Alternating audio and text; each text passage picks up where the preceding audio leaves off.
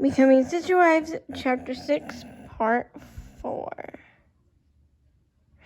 Eventually, Cody had garnered enough guidance from outsiders when he began to rely on what his heart insisted of, primarily on the guidance of others. His emotional maturity began to show. He began to make decisions confidently, and he asserted what he wanted instead of what others told him to want. When this happened, he became a stronger leader in our household. He developed the confidence to take charge and to stand on his own 2 feet. While he still had a lot of responsibility with 3 wives and many little kids, he had grown into a profound, sensitive, and consideration, the likes of which I have never seen in any other man. I guess having 3 wives and many children taught him how to communicate with us in clear and loving ways, and he discovered how to devote himself to his marriages. He burst out of the fog in which he'd become wandering during those first tumultuous years, and became the most sensitive and caring husband and parent I could have ever thought possible. Without his maturity, our lives as one cohesive and coherent family would never have become what they are today. Although Cody had matured significantly, he was no longer the naive, spontaneous romantic with such a large family. We still had trouble making ends meet. For much of the first decade of my marriage, I lived with either Mary or Christine. Our house was crowded, and paying the bills was always a challenge. We never had enough money, no matter how hard we worked. This was the main point of contention in any argument I had with Cody, and we were practically on top of one another in our small house. There wasn't any room to breathe or think. Cody did the best he could, and I never doubted his commitment to me or our children. Whenever I expressed my grievances, Cody would always remind me, I'm committed, I'm not going anywhere. I knew he never would. He was the one and only stalwart in my life, and had the best and most hands-on father I'd ever seen. During our 8th year of marriage, I gave birth to my 5th child, Gabriel. Afterward, I sank into a horrible postpartum depression. I felt overwhelmed by having had so many children in quick succession. I felt seriously depressed at the lack of financial means.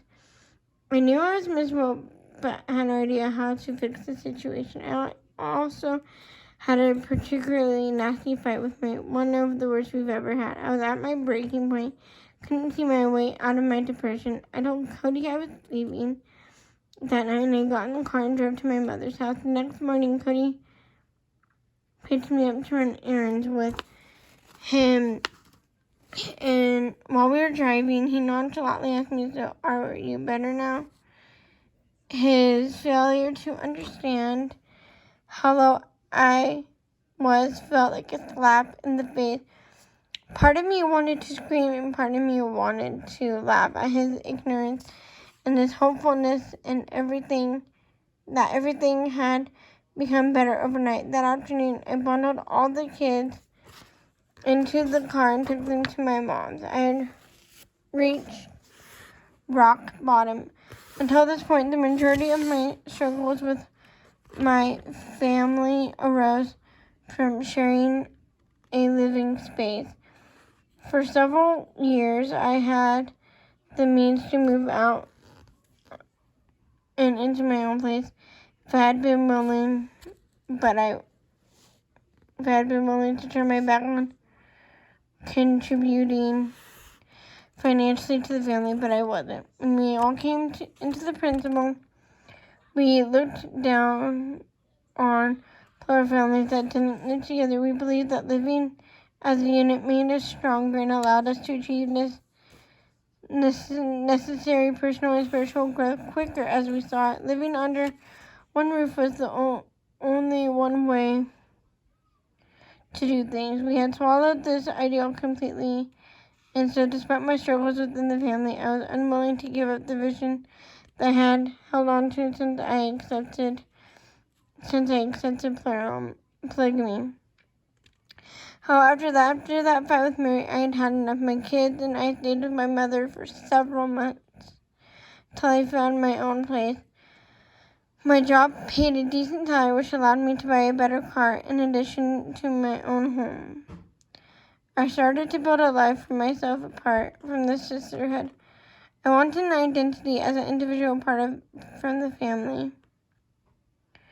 And to achieve that, I needed my own home. I also knew that if I left our shared space, I wouldn't be leaving the marriage or the family. Cody would have done anything he had in order to keep us all connected in one house or many.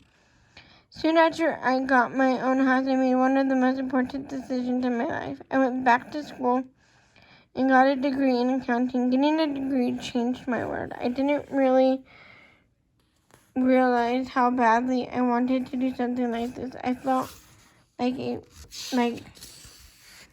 personally and intellectually fulfilled. I was certain that my career would thrive. This sense that I was taking control of my life and my life. This sense I was taking control of my life and my future and gave me invaluable self-confidence. While I was living on my own, I was in no way cut off from the family. After a while, Cody began staying at my house on our nights together. I was also determined that my children should not feel separated from their siblings. During the day, I would drive them nearly 30 miles to Christine and Mary, who would provide daycare and homeschool. On the weekends, we would get together for family meals. Yet, the separation did wonders for me. I was able to run my household as I wanted, not as my sister wives suggested.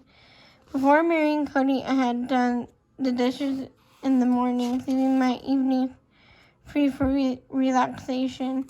This habit, which in my mind is certainly not a bad one, drove my sister wives crazy. They insisted that I clean up at night, which irked me. Things like this did not seem trivial, but over the years, small differences can really fester and come to stand for larger issues. But now, on my own, I don't have to worry about what anyone else thought. I could leave the dishes in the sink overnight as I liked. I could do things as they pleased me.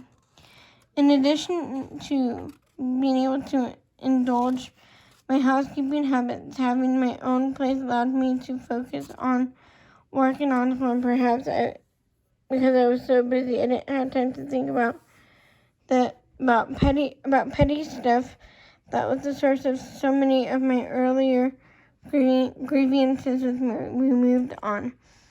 Mary, Christine, and I each had our own home. We had our own kitchens, always a major source of strife, and could live